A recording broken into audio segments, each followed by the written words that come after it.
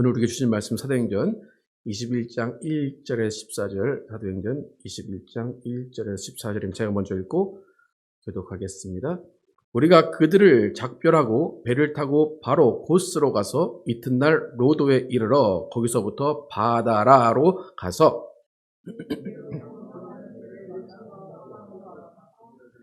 구보를 바라보고 이를 왼편에 두고 수리아로 항해하여 두로에서 상륙하니 거기서 배의 짐을 풀려 함이러라.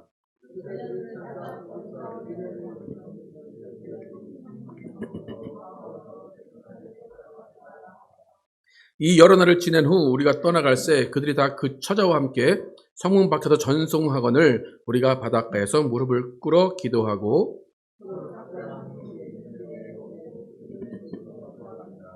두로를 떠나 항해를 다 마치고 돌레마에 이르러 형제들에게 안부를 묻고 그들과 함께 하루를 있다가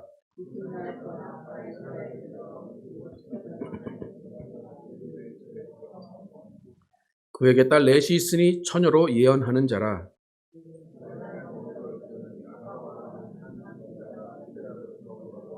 우리에게 와서 바울의 띠를 가져다가 자기의 수족을 잡아매고 말하기를 성령이 말씀하시되 예루살렘에서 유대인들이 이같이 이 띠 임자를 결박하여 이방인의 손에 넘겨주리라 하거늘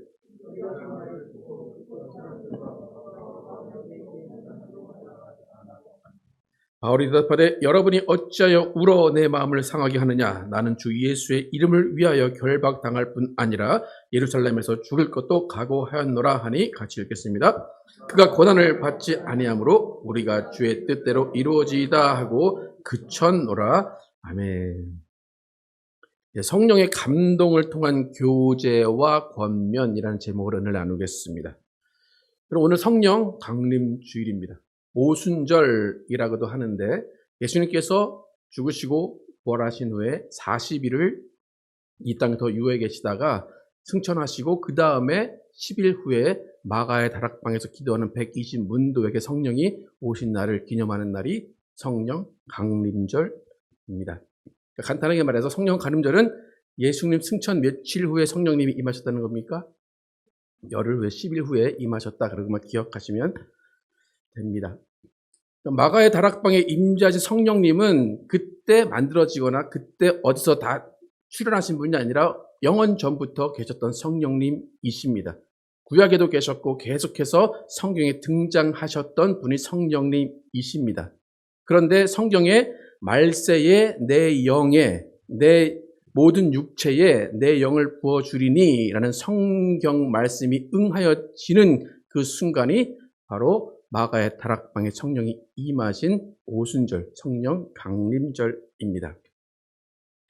이렇게 마가의 다락방 성령 강림절 이후로 지금까지 계속해서 성령은 우리 가운데 계속해서 오시고 우리 육체 가운데 임하고 계십니다. 그리고 성령은 우리 가운데 왜 오셨나? 무슨 일을 하러 오셨나? 성령이 오신 목적은 무엇인가?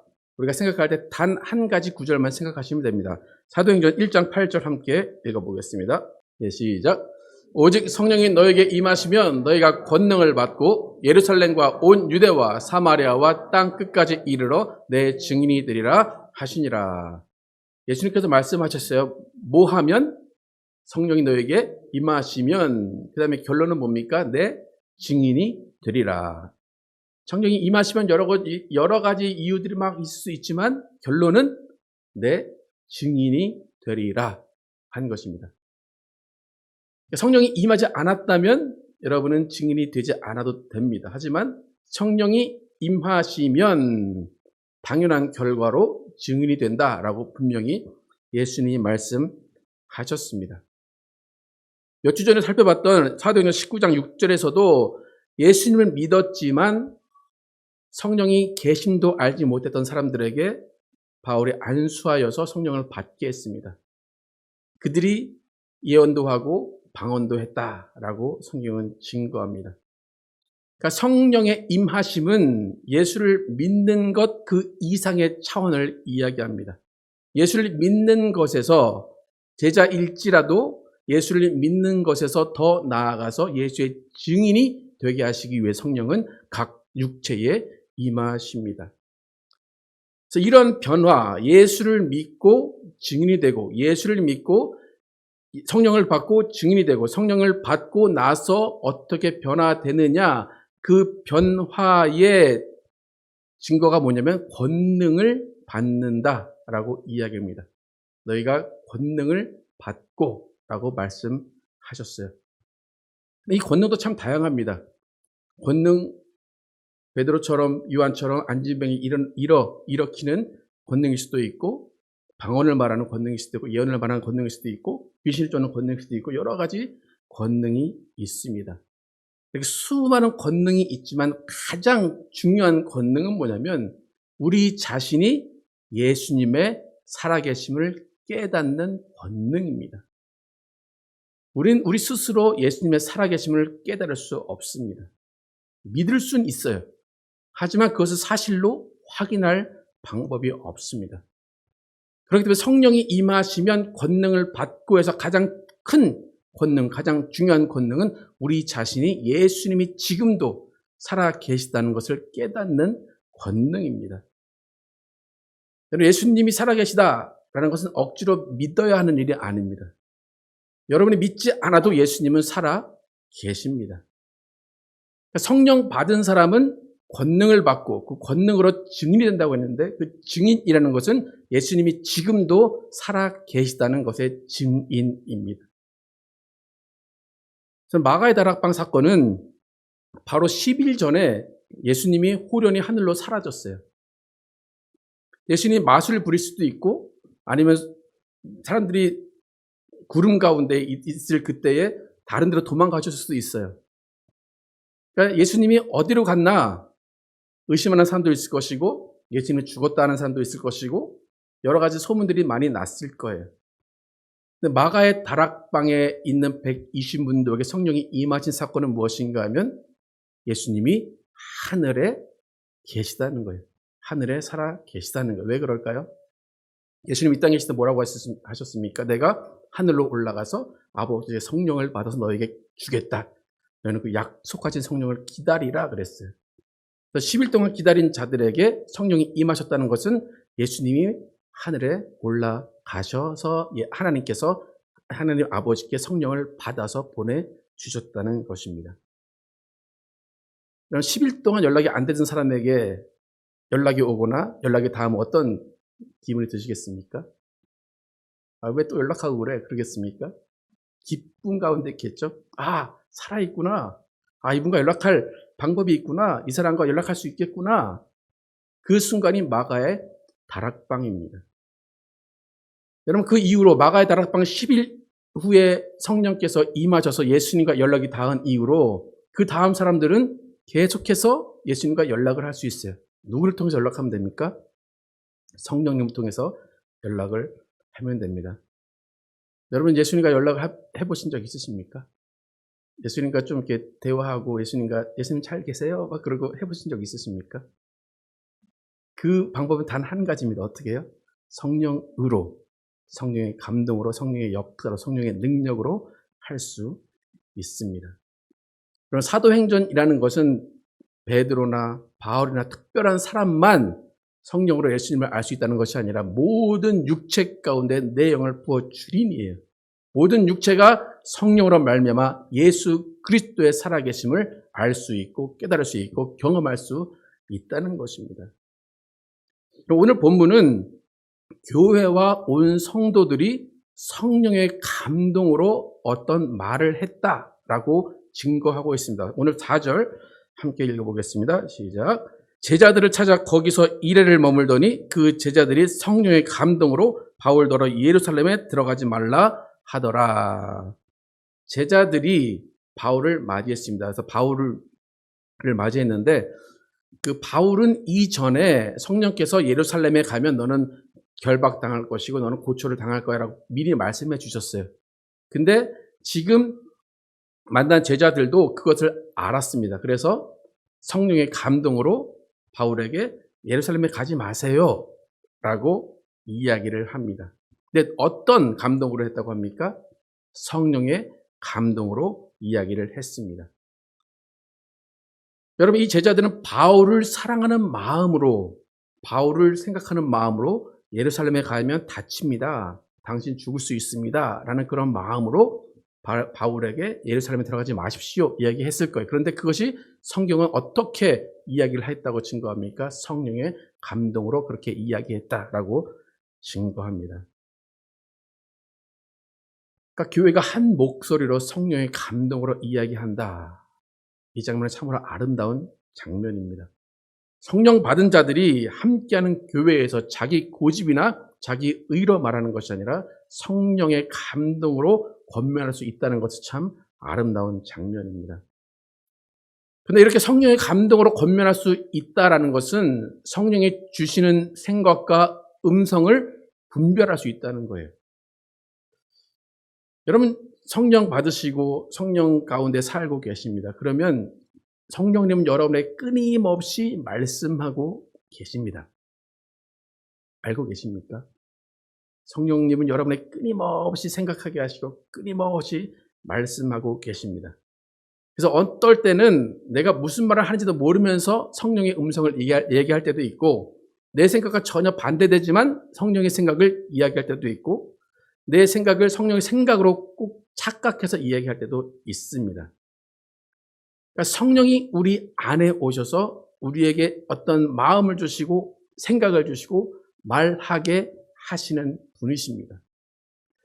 그런데 성경이 가장 유명한 장면 중에 하나가 뭐냐면 예수님 앞에서 예수님을 생각해서 한 말이 성령의 생각도 아니고 자기의 생각도 아닌 사탄의 생각이다 라는 말을 들은 장면이 하나 있습니다. 함께 마태복음 16장 21절에서 23절 함께 읽겠습니다. 시작. 이때로부터 예수 그리스도께서 자기가 예루살렘에 올라가 장로들과 대제사장들과 서기관들에게 많은 고난을 받고 죽임을 당하고 제3일에 살아나야 할 것을 제자들에게 비로소 나타내시니 베드로가 주 예수를 붙들고 항변하여 이르되 주여 그리하지 마옵소서 이 일이 결코 죽게 미치지 아니하리이다. 예수께서 돌이키시며 베드로에게 이르시되 사탄아 내 뒤로 물러가라 너는 나를 넘어지게 하는 자로다. 내가 하나님의 일을 생각하지 아니하고 도리어 사람의 일을 생각하는도다 하시고. 베드로 딴에는 예수님을 생각해서 한 말인데 무한할 정도로 또는 시험에 들 정도로 예수님을 떠날 정도로 사탄아 내 뒤로 물러가라 라고 말씀하십니다. 베드로는 전혀 그런 의도를 가지고 한 말이 아닙니다. 그런데 불구하고 예수님은 그 일은 사탄의 생각이다 그렇게 하고 또 뭐라고 말씀하십니까? 23절에 내가 하나님의 일을 생각하지 아니하고 도리어 누구의 일을 생각했다? 사람의 일을 생각했다. 그래서 하나님의 일과 사람의 일을 구별하는 건 참 어렵습니다. 여러분 예수님의 일을 생각하고 예수님을 생각한 것은 하나님의 일을 생각한 것 같은데 지금 예수님은 네가 나를 걱정하지만 그것은 사람의 일이다 그렇게 말씀을 하십니다. 그럼 교회에서 가장 서운할 때가 어떤 때인 줄 아십니까? 인간적으로 서운할 때입니다. 어떤 말 들었어요? 그럼 나는 하나님의 일이라고 생각하고 했는데 그거를 못하게 하거나 내가 무슨 말을 했는데 이 사람이 나에게 서운한 말을 해요. 그러면 우리는 인간적으로 서운하다 그렇게 얘기해요. 교회 일은 괜찮아요. 그런데 나는 인간적으로 서운해요. 그렇게 이야기를 합니다. 여러분 교회 일들은 하나님의 일입니까? 교회 일은 사람의 일입니까? 사람의 일일 수도 있고 하나님의 일일 수도 있습니까? 근데 교회에서는 왜 서운하다고요? 인간적으로 서운합니다. 제가 무슨 질문을 하는지 혹시 아시겠습니까? 교회는 하나님의 일이 이루어지는 곳이기 때문에 인간적으로 서운해도 괜찮을 수 있습니다. 그죠? 지금 예수님이 베드로에게 말씀하실 때 베드로는 어떻게 서운했을까요? 인간적으로 서운했을 거죠. 그죠? 예수님은 왜 베드로에게 그렇게 말씀하셨습니까? 하나님의 일이기 때문에 그렇게 말씀하셨습니다. 여러분 바울도 지금 예수님과 비슷한 상황이에요. 이미 저번 장에서 자신에게 예루살렘에서 환난을 당할 것이라고 성령이 말씀하셨고 너희는 내 얼굴 다시 못 볼 거야 라고 사람들에게 이야기했어요. 그러면 성령께서 자신을 고난 가운데 당하게 하실 것이라는 것을 바울은 알고 있습니다. 그 일은 누구의 일입니까? 하나님의 일입니다. 자신은 하나님의 일을 위해서 고난을 받아야 됩니다. 그러니까 바울은 하나님의 일을 알고 있는 거예요. 근데 잘 보면 바울의 제자들이 누구의 감동으로 예루살렘으로 가지 말라고 그랬어요? 성령의 감동으로. 그럼 제자들도 사람의 일을 생각한 겁니까? 하나님의 일을 생각한 겁니까? 성령의 감동으로 가지 마세요 그랬어요. 그러면 성령의 감동으로 가지 말라고 했으면 그 하나님의 일입니까? 사람의 일입니까? 하나님의 일이죠. 그러니까 바울이 예루살렘을 가지 말아야 되는 것이 하나님의 일입니다. 제자들의 입장에서는. 그런데 바울의 입장에서는 예루살렘으로 가서 고난을 받는 것이 하나님의 일입니다. 오늘 참 헷갈리게 설교를 하고 있는데 사실 베드로가 예수님께 예수님 죽을 일 없어요 라고 한 말이나 바울의 제자들이 예루살렘으로 가지 마세요 라고 한 말이나 다 똑같아요. 그죠? 누구 생각해서 한 말입니까? 예수님 생각하고 바울 생각해서 한 말이에요. 예수님은 베드로에게 넌 사탄이다. 너는 사람의 일을 생각했다. 근데 바울의 제자들은 성령의 감동으로 바울아 너 그걸로 가지 마. 그렇게 이야기를 합니다. 근데 분명히 중요한 것은 바울의 제자들은 성령의 감동으로 바울이 예루살렘에 가지 않는 것이 좋겠다라고 말했다는 겁니다. 그러니까 베드로하고 바울의 제자들은 성령의 말이다. 그럼 나중에 성경을 더 좀 자세히 읽어보셔서 제가 무슨 말을 하고 있는 건지. 예. 그러니까 제가 무슨 말을 하냐면 결코 사람의 일인지 하나님의 일인지를 구별하는 것이 쉽지 않다는 겁니다. 내 입장에서는 하나님의 일인데 저 사람의 입장에서 사람의 일일 수도 있고 그 반대일 수 있다는 겁니다. 근데 굳이 찾자면 여러분 베드로는 지금 성령을 받기 전입니까? 성령을 받은 후입니까? 성령을 받기 전이죠. 그죠? 그렇죠? 성령 예수님이 죽고 하늘에 올라가셔서 이 땅에 성령을 보내주시고 그 다음에 마가의 다락방에서 받았으니까 예수님과 함께 있을 때는 성령을 받기 전입니다. 그러니까 아마 베드로는 성령의 감동을 할 수 있는 상황은 아니었다라는 것은 확실합니다. 우리는 사람인지라 인정에 이끌릴 수밖에 없어요. 사람의 일을 생각할 수밖에 없습니다. 내 생각인지 성령의 생각인지 구분이 안 될 수밖에 없습니다. 하지만 분명한 것은 뭐냐면 성령님께서는 모든 순간 모든 상황 가운데 우리 안에서 감동하시고 분명하게 말씀하고 계시다는 겁니다. 그러니까 순간순간 우리가 성령께서 계속 말씀하시는데 우리 영적 상태가 그 음성을 듣지 못하는 상태라면 우리는 사람의 일을 생각할 수밖에 없습니다. 그럼 교회라는 것은 하나님의 일을 하기 위해서 우리가 모였다라고 하는데 교회가 하나님의 일을 하기 위해 모였다면 모든 사람이 성령의 감동으로 함께 일을 해 나가야 합니다. 성령께서 우리에게 주신 생각으로 일을 해야 성령이 하나 되게 하시는 일을 교회는 이루어 갈 수가 있습니다. 여러분 교회에서 가장 많이 권면하고 많이 요구하는 사항이 뭡니까? 여러분에게 여러분 기도하십시오. 여러분 말씀 보십시오. 제가 앞에서 여러분 기도하십시오. 여러분 말씀 보십시오. 누구의 감동으로 얘기하는 것 같습니까? 인간적인 마음으로 하는 것 같습니까? 성령의 감동으로 얘기하는 것 같습니까?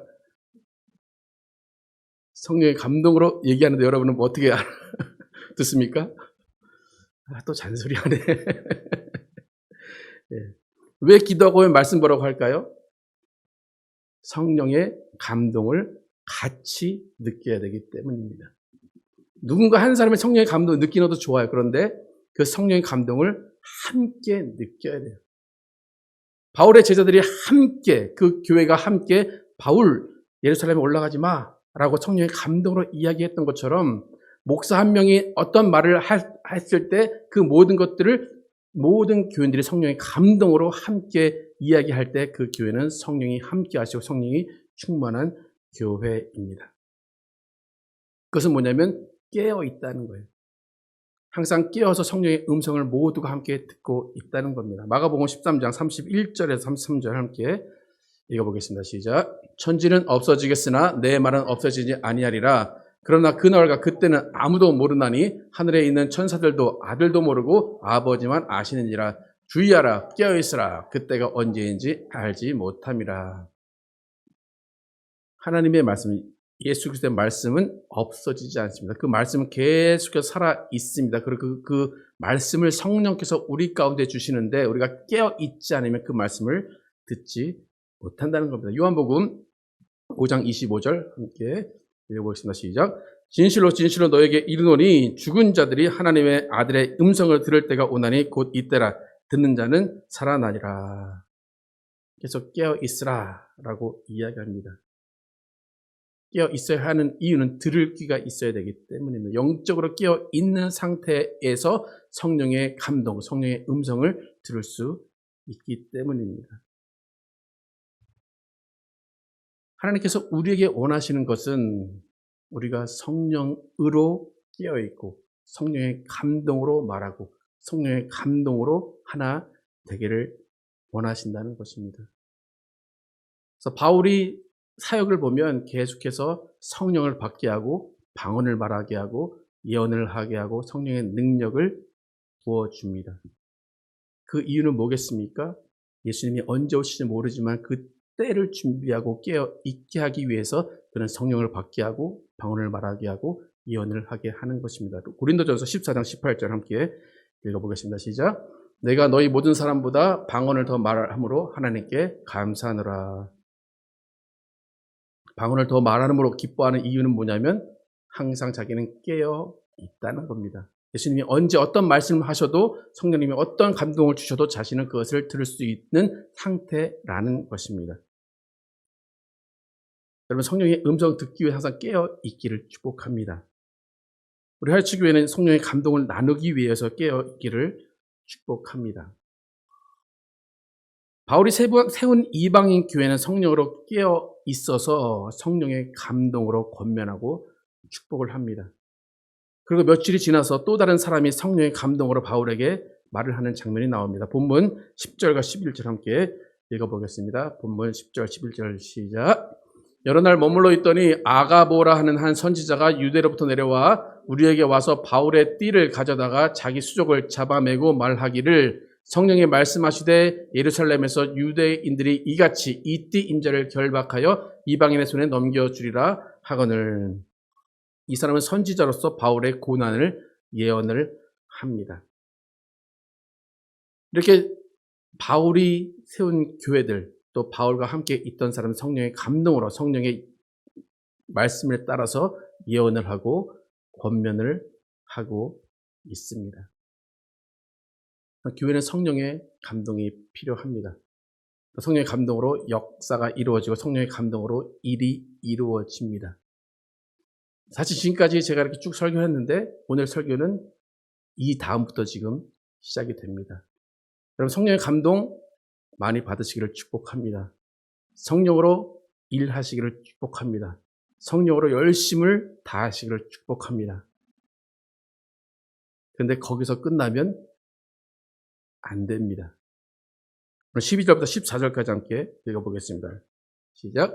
우리가 그 말을 듣고 그곳 사람들과 더불어 바울에게 예루살렘으로 올라가지 말라 권하니 바울이 대답하되 여러분이 어찌하여 울어 내 마음을 상하게 하느냐. 나는 주 예수의 이름을 위하여 결박당할 뿐 아니라 예루살렘에서 죽을 것도 각오하였노라 하니 그가 권함을 받지 아니하므로 우리가 주의 뜻대로 이루어지이다 하고 그쳤노라. 오늘 두 번이나 성도들이 예루살렘으로 가지 말라 이야기합니다. 첫 번째는 두로의 교인들이 가지 말라고 그랬어요. 두 번째는 가이사랴의 교인들이 예루살렘으로 가지 말라고 그랬어요. 다 성령의 음성, 성령의 감동으로 바울에게 이야기한 것입니다. 근데 14절에 바울은 그 고난을 어떻게 했습니까? 받지 않았습니다.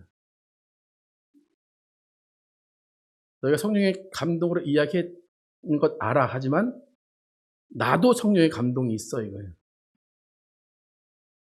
이 장면은 어떤 장면입니까? 성령의 감동이 지금 어떻게 된 거예요? 충돌한 겁니다. 일단 바울이 지금 그들의 권함을 받지 않았다라고 하는데, 그러면 그들의 권함을 받지 않은 것은 성령의 감동, 너희들이 받은 성령의 감동은 잘못되었다라고 하는 것일까요?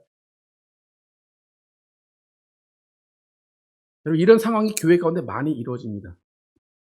제가 받은 성령의 감동이 있을 수 있어요. 여러분이 받은 성령의 감동이 있을 수 있어요. 근데 그 감동이 충돌할 때가 있다는 겁니다. 여러분, 지금 바울 예루살렘으로 가야 됩니까? 말아야 됩니까? 가는 게 맞습니까? 안 가는 게 맞습니까? 바울도 성령의 감동으로 예루살렘에 가야 돼요. 근데 바울이 세운 교회의 사람들도 성령의 감동으로 가지 말라고 그래요. 그럼 어떻게 돼야 돼요? 가위바위보 하면 되죠. 그죠? 가위바위보 가장 좋은 거죠. 예. 교회가 무너지고 교회가 갈라지는 이유가 이겁니다. 여러분, 교회에서 누가 교회를 위하지 않는 사람이 있겠습니까? 누가 교회에서 성령의 감동을 하지 않는 사람이 누가 있겠어요? 다 성령의 감동을 하고 다 기도의 응답이에요. 근데 교회는 그것 때문에 무너져요. 왜요? 내 성령의 감동이 맞고 너의 성령의 감동은 잠깐 미뤄둬라. 거기서 미뤄두면 되는데, 미뤄두지 못하고 아니야, 내 성령의 감동이 맞으니까 네가 미뤄. 그럼 성령의 감동 가지고 싸운다는 겁니다. 이 상황은 어떤 상황일까요? 좀 알려주십시오. 바울이 예루살렘으로 가야 됩니까? 가지 말아야 됩니까? 목사의 입장에서는 제가 예루살렘으로 가야 된다 그러면, 여러분이 가지 말라고 하면 교회의 안전과 교회를 위해서 제가 안 가는 게 맞겠죠, 그죠? 근데 제 입장에서 어떻습니까? 제 감동으로 가야 돼요. 분명히 오늘 본문에도 거절했다 그래요. 그들의 성령의 감동을 하는 말을 바울이 거절했다. 근데 이 교회는 참 훌륭한 교회입니다. 다시 한번 그 구절 보여주시면 14절에 어떻게 말합니까? 맨 마지막에 어땠다고 해요? 우리가 주의 뜻대로 이루어지다고 어땠다? 그쳤노라요. 그쳤노라. 오늘 읽은 본문 중에 가장 성령 충만한 순간이 어떤 순간입니까? 그쳤노라는 순간이에요. 성령의 음성으로, 성령의 감동으로 바울 거기 가지 마라 하는 그 순간이 아니라 그들이 바울의 말을 듣고 그쳤다. 그 순간이 가장 성령이 충만하고 성령이 가장 역사하신 순간입니다. 우리가 교회에서 흔하게 접하는 순간입니다. 성령의 감동으로 이걸 하라고 하셨어요. 그것이 충돌할 때가 있습니다. 그럼 더 충만한 사람은 어떻게 됩니까? 절제할 줄 알아야 됩니다. 성령의 역사의 열매, 성령의 역사의 끝은 절제입니다. 절대로 일의 시작이 아닙니다. 일의 열심이 아닙니다. 일을 진행하는 것이 아닙니다. 여러분, 아무리 빠른 차, 아무리 좋은 람보르기니라도 안 멈추면 그 차가 어떻게 됩니까? 탈 수 없습니다. 무너집니다. 그치는 것, 멈추는 것이 가장 성령의 큰 역사입니다. 성령의 역사, 성령의 감동을 어떤 일을 하는 것, 일을 시키는 것으로만 알지 마시고 일을 그치는 것도 성령의 감동이라는 것을 여러분 깨달아 아시기를 축복합니다. 그러니까 많은 사람들이 성령으로 시작했다가 육체로 마치는 이유가 그거예요. 처음에 성령으로 막 해요. 근데 그 가운데 어떻게 마칠 줄 모르는 거예요. 언제 끊어야 될지 모르는 거예요. 그러니까 하다 보니까 내 마음대로, 내 뜻대로 하게 되다가 육체로 마치는 겁니다. 성령은 하나 되게 하시는 분이 절대로 갈라지게 하시는 분이 아닙니다. 우리 교회에 성령 충만한 분들이 많이 계신데 이분들이 하나 되지 않는다면 그것은 성령의 감동과 성령의 역사가 이루어지지 않은 겁니다. 여러분, 바울과 교회의 성령의 협력, 성령의 감동을 보시기를 축복합니다. 서로 위로합니다. 서로 격려합니다. 서로 사랑합니다. 그리고 멈출 줄 압니다. 성령은 어느 한 사람의 성령님이 아니라 교회의 성령님이십니다. 개인에게 말씀하시는 것도 있지만 반드시 함께 해야 하는 말씀도 분명히 주십니다. 오늘 성령 강림절을 맞이하여서 우리 하이츠교회는 성령의 감동을 서로 권면하고 교제하기를 축복합니다. 성령의 역사가 불일듯 일어나기를 축복합니다. 그 가운데 성령의 능력으로 그칠 줄 아는 성령의 뜨거운 역사가 있기를 예수의 이름으로 축복합니다.